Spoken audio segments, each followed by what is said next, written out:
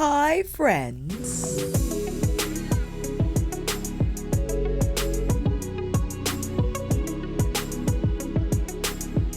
Top 5 bronzers family, we're finally at this list and many of you have suggested that I venture into this category of videos. I think it's a fantastic idea. It forces me to dive into my collection and hone in on the products that truly give me joy. And when I narrow it down to 5, 10, it makes it easier, or I guess harder, depending. I wanted to do top 5 instead of 10 because 10 would have been very easy for me. There are a ton of bronzer favorites in my collection, and I wanted to narrow it down to these 5 that I felt truly brought a unique experience to my bronzing step. What is bronzer to me? And I think I had elaborated on this answer in my bronzer collection. I have a video taking a look at a lot of bronzers that I have. And with that, I explain how when encountering makeup for the first time, more specifically encountering the concept of bronzer, I was intrigued. It's just an enchanting makeup product to me. Something that emulates the effects of suntan on one's complexion and what that looks like on different people. So something that you all had a great point about in my basic B eyeshadow palette video is that bronzer is going to be different for everyone because everyone has a different skin tone, undertone, many tones on one face, okay? Something that might be neutral on me is going to be super orange or yellow on someone else, right? So this list definitely biases my complexion, of course. I am medium tan, depending on the season. As much as I would like to say I have a golden undertone, I think it truly is like a little neutral. And experiencing different products and textures, I found that these products are my holy grail bronzer picks, but I have some honorable mentions, some that are discontinued products, and I kind of have to mention because, you know, they're still favorites, but I wanted to edit this list to the T, so these picks are ultra special. So why don't I start with the honorables, shall we? I have to mention the Chantecaille Real Bronze in Sirena. I also love Goa. This is a baked texture, and the advantage baked textures have is the skin-like finish on the blend. There's some sheen there, and when it comes to bronzing products, I think it is quite nice to have a little bit of that pearlescent, just a little bit finish on the skin. Again, to not only emulate that sun-kissed look, but a little bit of a sun-kissed glow. The Gucci bronzer, I have 3 shades, but this is in shade number 2.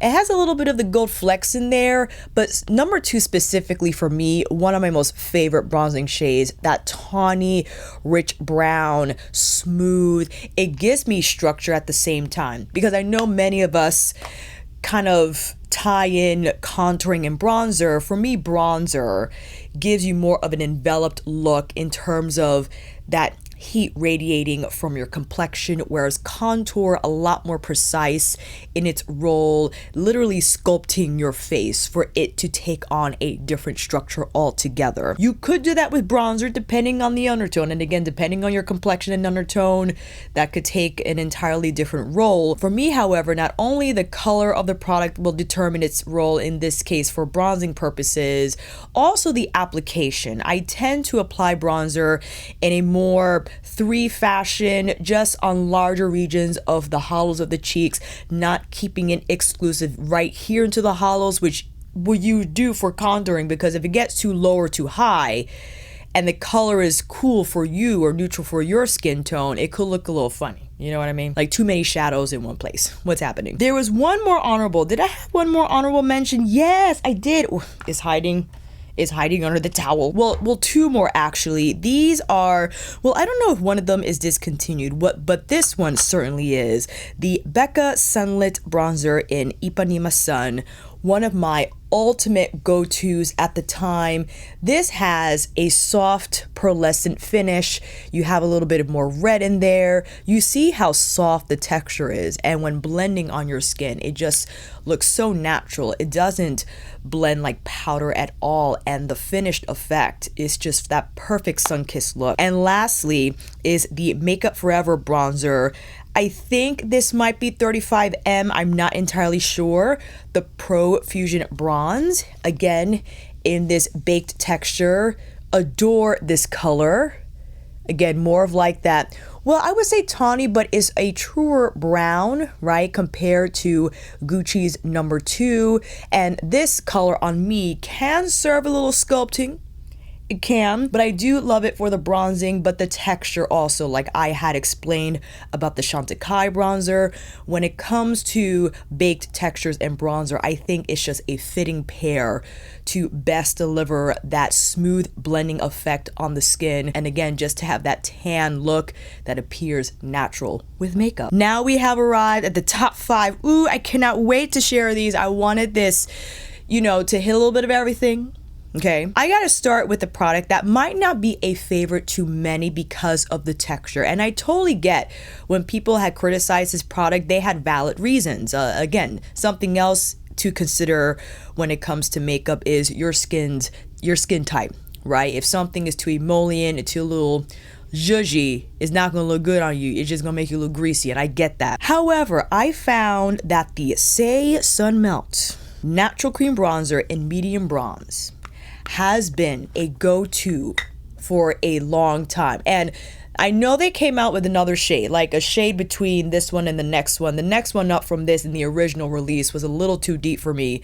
And someone has said that the next one up from this is an exquisite shade. But the reason why I decided to stick with medium bronze is because that gives me room to build my bronze experience. I just love how this goes on. It's lightweight. It has almost like a watercolor quality about it. And the color is perfect. It just envelops my cheeks and looks natural, like I did get a tan. And when I apply powder over this, it doesn't look muddy, it doesn't catch, the application is even, and the color is enhanced. Because I know you might have encountered this in the past when applying certain bronzers or maybe layering blush and bronzer and remember how we were layer on contour and bronzer? Is one or the other for me. When doing that, unfortunately, the end result could look muddy, right? Because there's just too much going on, too many colors to mix in, and it falls flat and it looks like the abyss is on the hollows of the cheeks. Not this, however. The Sun Melt, again, allows for layering and it doesn't disrupt whatever color you choose to apply on top. Now, I realize the brush type and the bronzer type play a mighty role, an essential role in ensuring that the end result will not appear muddy. But let me tell you, I love the Sun Melt. It's extraordinary. I applied it on top of Danessa's blurring balm today, and I like to apply it with a big stampy brush just to get, again, that first layer of tan bronze on my complexion that doesn't appear artificial. It just fits. And I get how the Sun Melt might not be ideal for more oily skin types, and that's cool, right? That's why we got the bronze powder options. But this for me, and now I consider myself normal, maybe a little oily, the center, but everywhere else is pretty normal. This has been a star product for me. I keep reaching for this. I keep using it. I keep cocktailing it with my other bronzer favorites. It's a staple, and it had to be on this list. Next up, we got a powder product, and I'm not sure what the response was for this product. People love the highlighters from Haus Labs, but I adore their Power Sculpt Velvet Bronzer.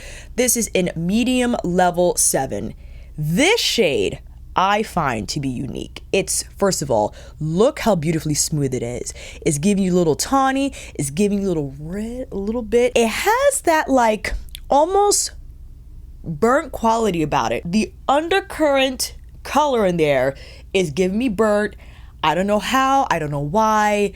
I adore this shade. When this released initially, I was bouncing between 6 and 7, and 6 probably could have worked. It would have given me enough, but 7, 7, if I wanted a little bit of sculpt, adjust a bit, I could get away with using 7 for that purpose. But if I wanted more of like that bronze look, with this color, and that's just the color, the texture of this powder is smooth, it just goes on like silk, and my goodness, the Haus Labs Power Sculpt Velvet Bronzer is is magnificent. I adore it, and it had to be on this list. It's like when I think about bronzer, and I failed to include this in my bronzer collection video, shame on me, but when I think about bronzer and my unique picks, this comes to the forefront. When I used this for the first time and saw the shade in action, I was like, okay, Haus Labs. A favorite, had to be in my top 5, and it dances well with my other picks in here.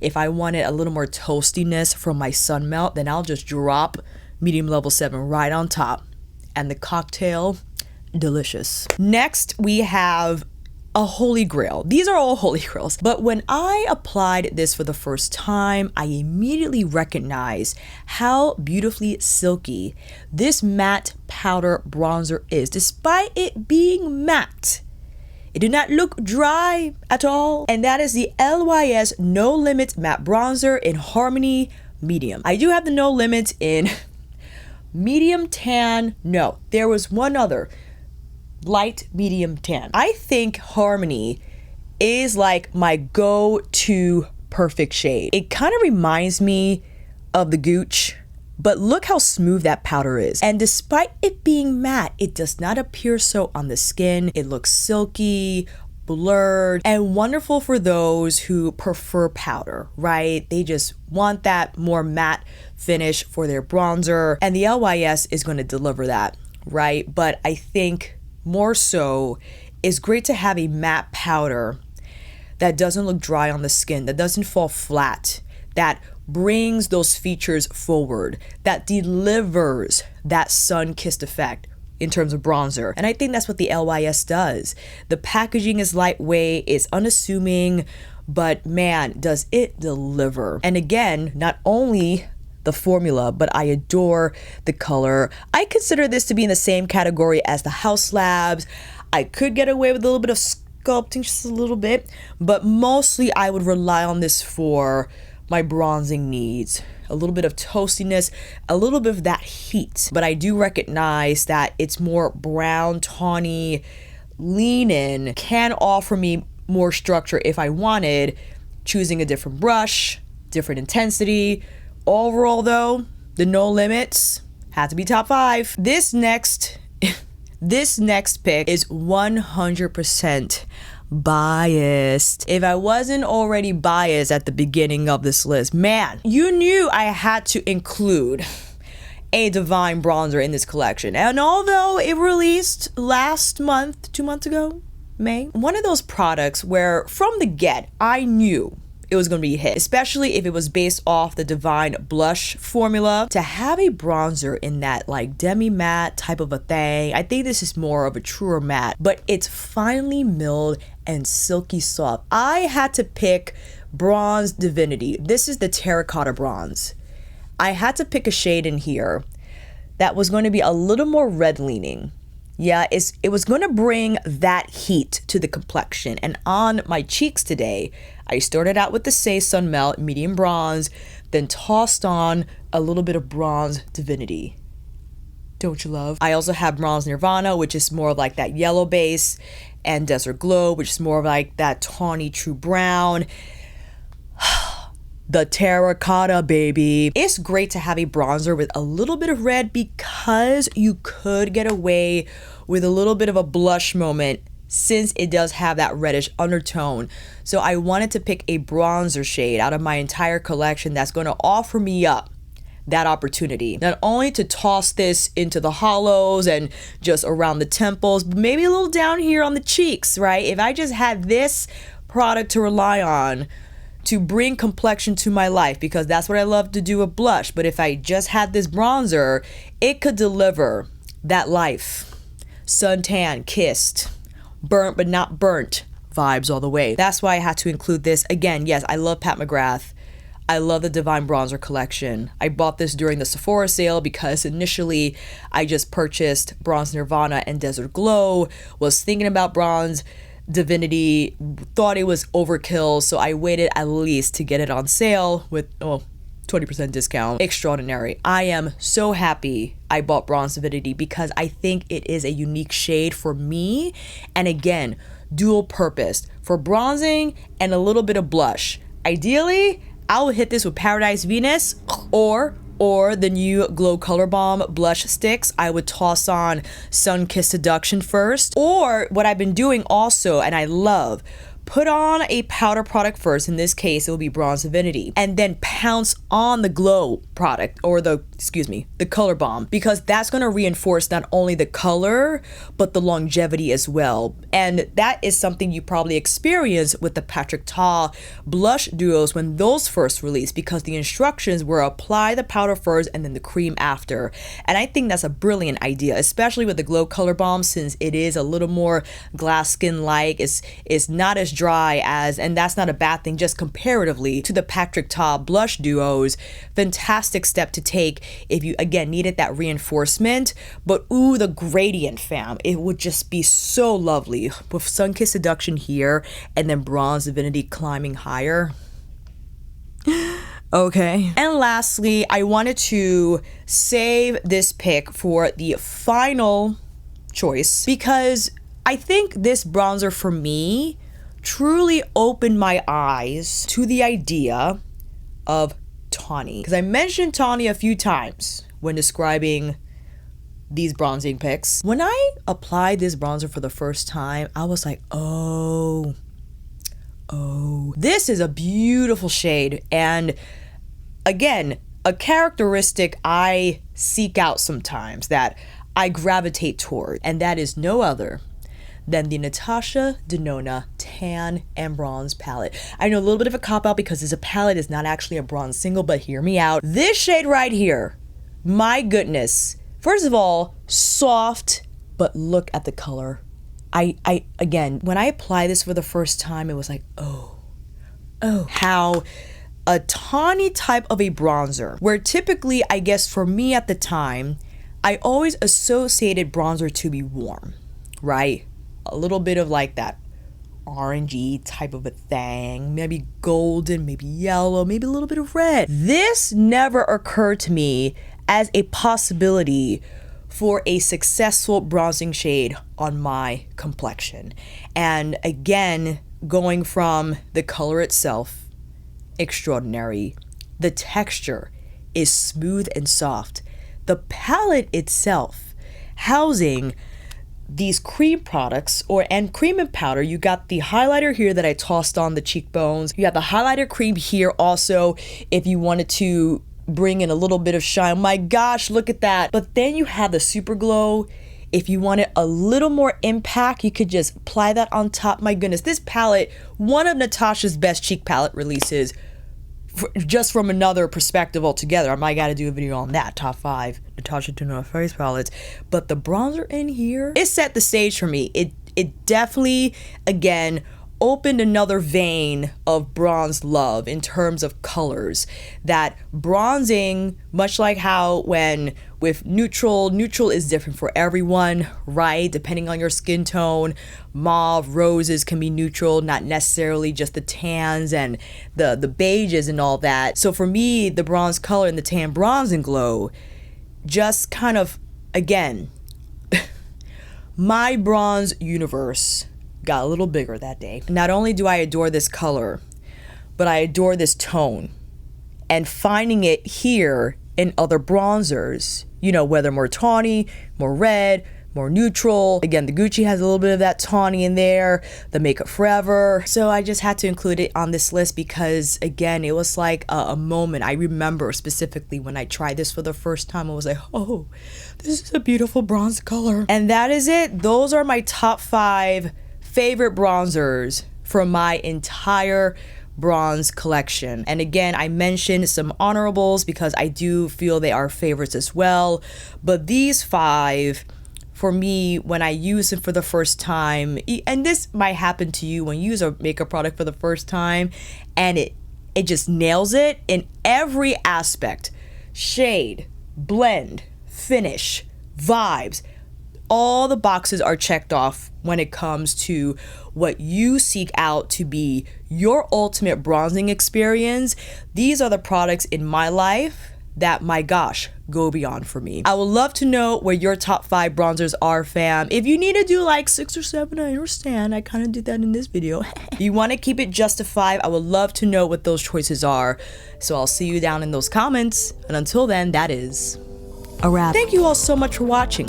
I hope this video helped. And if you like this video, please give it a thumbs up or maybe consider subscribing to my channel. And until then, I will see you on here again with another review tutorial, bronze extravaganza, or we're gonna keep this trend going. Top 5 blush, top 5 Natasha Denona face palette. And if you want to see more tutorials and live videos, you can head over to my membership channel. Take care, and I will see you again soon.